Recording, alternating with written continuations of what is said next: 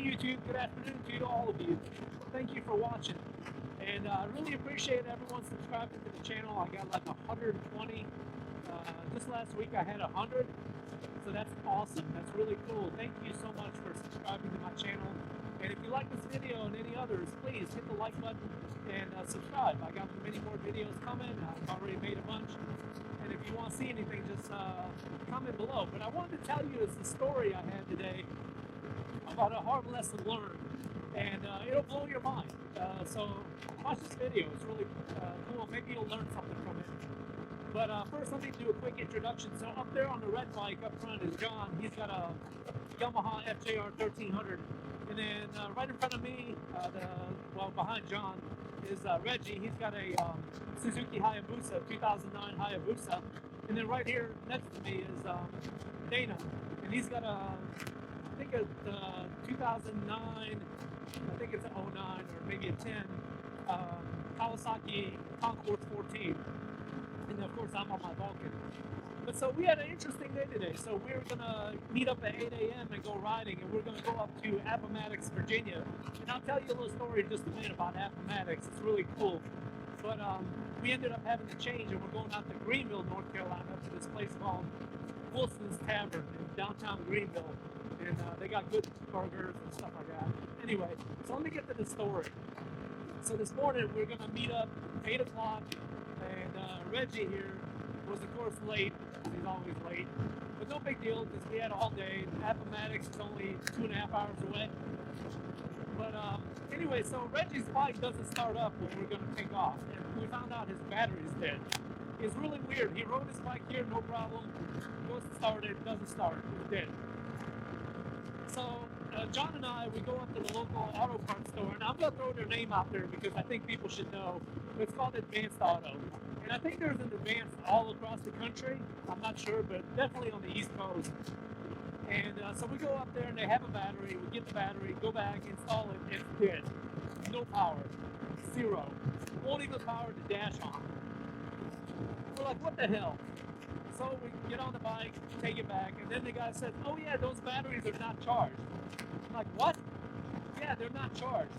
Why would you sell somebody a battery that's not charged?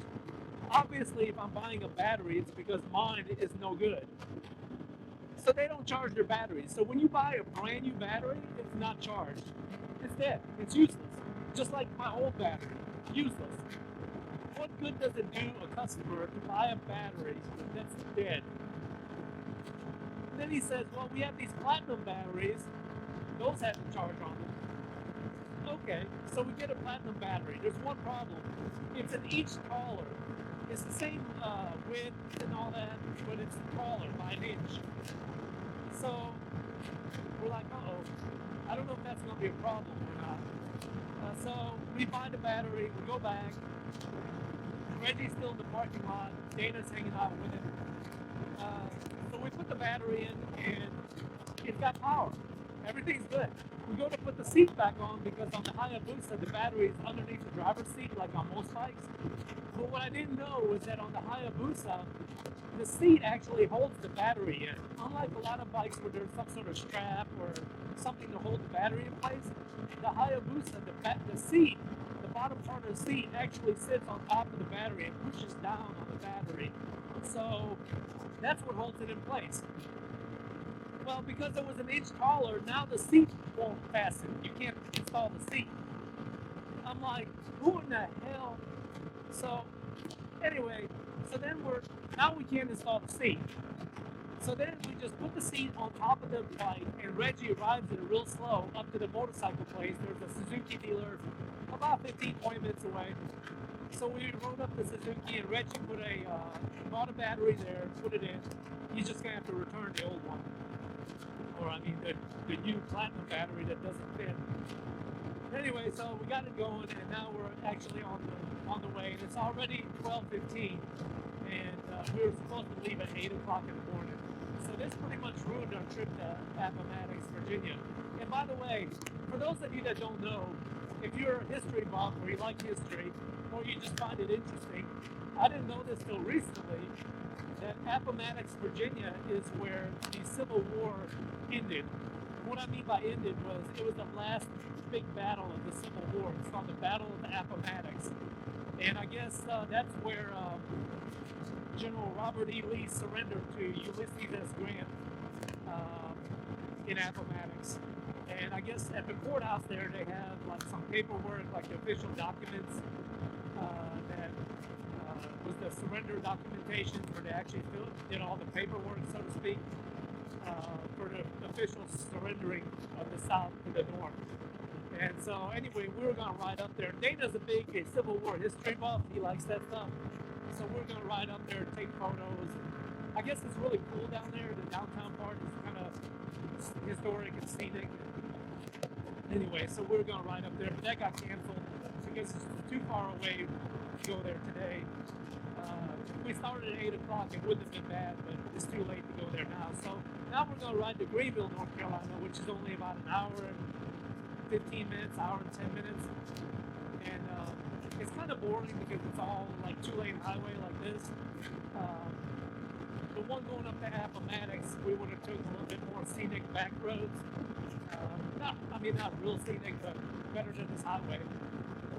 So this is kind of just boring, but anyway, so we're going to get to Greenville, and I'll do a little bit more filming to add to this video, but in the meantime, thanks for watching, and I really appreciate everyone that subscribed, and if you haven't already, please hit that like and subscribe button, and then I'll film some more in Greenville, and maybe on the ride back.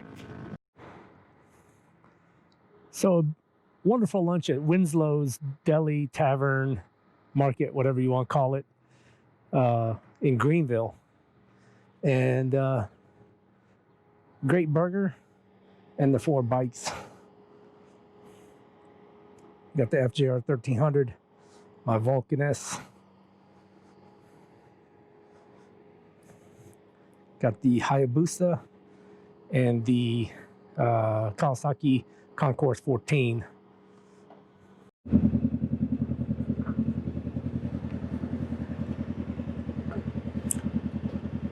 All right, so after a wonderful lunch at Winslow's Tavern in Greenville, we're on the way back home. We're going to take the back road home. And holy crap, look at this fire truck. I've never in my life seen a yellow and purple fire truck. But that's the ECU colors, Eastern Carolina University. They're yellow and purple. They must be big fans. I've never seen something like that before. Oh, they got regular ones too. Never been to Greenville. This is our first trip to Greenville, and find it kind of interesting. Never seen this before.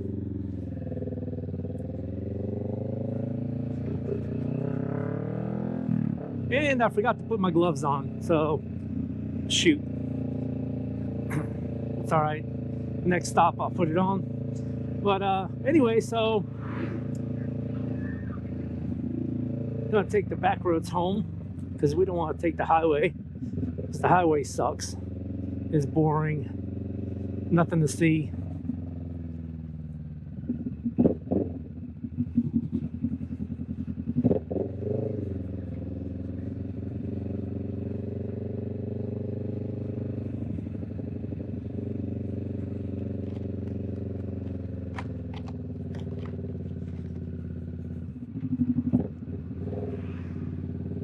So I dropped my helmet right before we went inside, and now this is the HJC ST70, and it's got that drop-down tinted visor, and now my visor's stuck. It won't go down but about an inch in front of my face. I don't know what's up with that.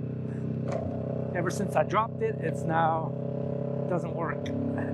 It's now broken. Guess I messed it up. That's lovely.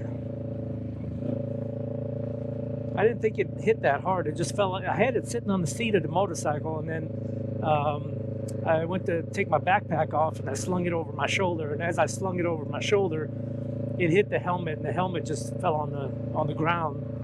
But you know, the Vulcan seat is not that high off the ground, so I didn't think it was that big of a deal. But apparently, it messed something up. I'm gonna try to fix it when I get home. All right, so the lesson we learned out of this whole trip is, number one, don't buy a motorcycle battery from Advanced Auto. You can buy a car battery. I've had good luck with them. But a motorcycle battery is a no-no. Don't do it, because it's not charged and you won't be able to use it. It'll be about as ineffective as the one that you're trying to get rid of because it died in the first place. The other thing I noticed about this bike is, and I wanted to mention it earlier, but the biggest thing I noticed is, I remember in one of my previous videos, I talked about the shift linkage. Like when you shift from one gear to the next, it's real clunky and you really have to move the shifter quite a bit. Like the actual shift lever moves more than, like, you know, quarter inch, half inch or whatever. You really have to move your foot, and it's kind of clunky and whatnot. I noticed that, you know, the bike now has 5,221 miles on it, and I noticed that as the time went on and the mileage went on, it almost seems like it kind of broke in, so to speak. And now it's a lot smoother. You know, the actual amount you have to move the lever is still the same. That didn't change. But what did change is how easily and smoothly the gears go together. So maybe it was just, you know, when it was new, it was kind of clunky. It just needed a little bit of breaking in and have everything meshed together real well. So I noticed that that's gotten a lot better. Now I don't think it's really even noticeable. It's real smooth. Every now and then you get a clunky shift, but it's really few and far between. And then this throttle, I mentioned earlier that it had a lot of free play in it, so it moved around a lot, and it still does. There's a cable down here at the bottom underneath with an adjuster on it. And earlier today at one of the gas stops, I had talked about, sorry, I didn't talk about it. I did. I tried to make an adjustment there, and it didn't seem to do anything. It still has the same amount of free play. As you can see, it moves quite a bit without doing anything. So I don't know. I got to figure out what the story is with that. Somebody had mentioned to me that you can actually make an adjustment and adjust up the throttle free play. And like I said, I tried earlier, but it just didn't seem to do anything. So maybe I can adjust it down there at the bottom where it goes to the throttle body. Maybe there's an adjustment there. I haven't looked. And then I gotten some feedback on some of the things that I said. And somebody, I had talked earlier about I think it was Wanderer Moto out in Australia. He's got this bike, and there's a bolt or something on the actual throttle linkage down at the throttle body that you could take out. And I guess in Australia it restricts the amount of power you get. So you take this bolt or screw or something out, and then you can really open the throttle up. So I looked on this one, and no such thing. And then somebody else had mentioned that on the US versions, because obviously I'm in the United States, the bikes that come to the US don't have that restrictor. So thank goodness. Although in the back of my mind, I was like, well, wouldn't it be cool if this bike was actually restricted? Because it's got quite a bit of power and pretty good torque. And I'm like, man, wouldn't it be cool if it was actually restricted here and I take it out and all of a sudden they got more power and all this stuff?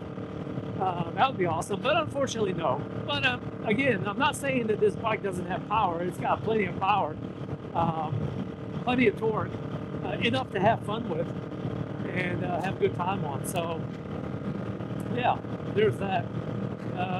What else can I say about it? Pretty much that's it.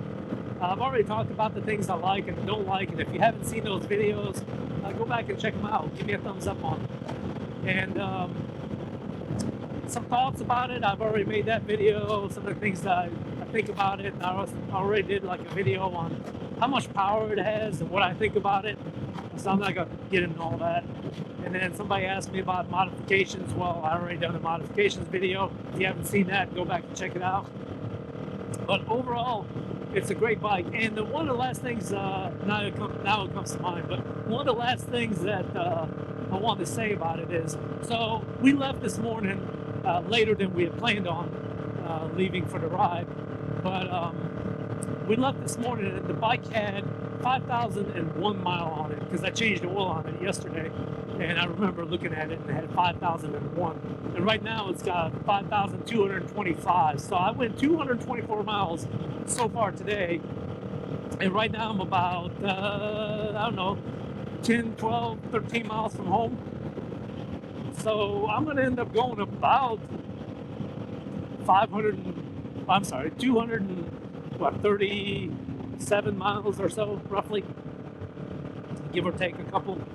So, and I rode this thing all day from about 11:45. Well, then I rode it a little bit before that too, just going back and forth to AutoZone or Advanced Auto. But realistically, I've been on this bike pretty much all day, with the exception of a lunch break and the little fiasco with the battery. But I've been on it all day. I've been sitting in this seat all day. We did some back highway riding. We did some country 2-lane road. We did a little bit of interstate. And I gotta say, I'm not that uncomfortable. A lot of people complain about the factory seat, which is what I have on the bike now. And they complain that, oh, I can't sit on it. It's way too uncomfortable. I can only ride it for about an hour. I don't know. My opinion of this is like this.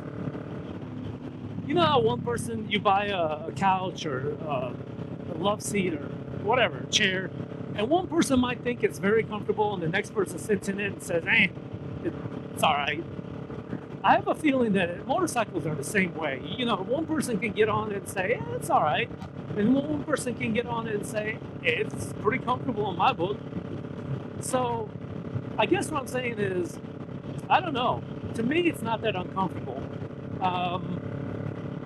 You know, does your ass get sore? Yeah, but you know, if you sit in any chair without moving around, you sit in one position on any chair, after a while, your ass is going to get sore a little bit, so you're going to want to move around.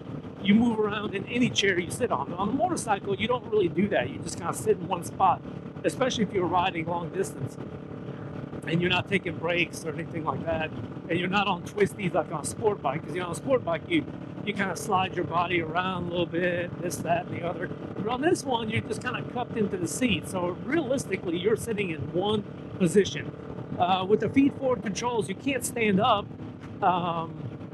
You know, I guess if you push on the lever and pull on the seat, you can actually stand up for just a quick second and pull your butt off the seat. But, you know, not like on any other bike where you could just stand up for a minute. So I guess, you know, if you're stuck in this position, yeah, you might be a little bit uncomfortable. And right now, am I a little bit uncomfortable? Yeah, a little bit. Definitely not enough to say, oh, I got to pull over and take a break or anything like that. It's all right. But I got to say, you know, I love riding motorcycles so much that I will forego comfort and just forget about comfort only because I'm having so much fun. Sometimes I'll be extremely uncomfortable, just almost on the verge of miserable. But I like riding a motorcycle so much that I just don't care. I just suck it up and deal with it, only because I'm having so much fun on it. And that goes a little bit for this bike too. I have so much fun on it that I don't care that I'm a little bit uncomfortable. I just don't care. And when I go home, I'm going to get off of it and I'm going to stretch out or lay down or walk around or whatever. And it'll be fine. I'll be done with it. So I don't know. That's just my take on the whole seat thing and the comfort thing. I think it's fine. Could it get better? I'm sure you could buy an aftermarket seat that's a little more plush, maybe can contour to your body a little bit better, and it would probably be better. But for me personally, and this is just speaking for me, I think this bike is fine. I don't see anything wrong with it. I think it's just fine as far as comfort goes. I like it. Now, you know, would I change anything? Like I said before, I think maybe a little more power, but only because I'm always power hungry. It's not because the bike is underpowered by any means. On paper, It looks like it's underpowered, but realistically, it's not. So that's my opinion. Would I like more power? Yes, but pretty much all my motorcycles, except for the Super Sport, the 1000cc Super Sports, like my CBR 1000, all of my bikes, I always wanted a little bit more power. And that's because more power is always better, in my opinion. It's kind of like having more money. Having more money is not an issue. Having less money is. So, is it fun? Yes. Is it plenty fast, plenty powerful? Yeah, sure. Is it enough to have a good time on? Yes, absolutely. You would have a blast on it. A little bit more lean angle would be nice. The peg tends to scrape kind of early. Not like some of the Harleys and whatnot, and definitely not like my Star Venture Transcontinental. That thing scraped the floorboard in a skinny minute. Definitely not that quick, but kind of early on. I don't know exactly how far you can lean it, like degree-wise, but not as far as like the XSR 900, or definitely not as far as any sport bike. You can't even pretty much include that. But like if you had the what is that, the Harley Davidson Breakout? Yeah, that thing will probably 2 degrees, and that thing's scraping the foot peg. Okay, not 2 degrees, but pretty darn close. So I would like to see maybe just a little bit more foot peg clearance. Not much, but just a little bit would be nice. And then let's see, brakes. Brakes are good. They're not great, but they're good.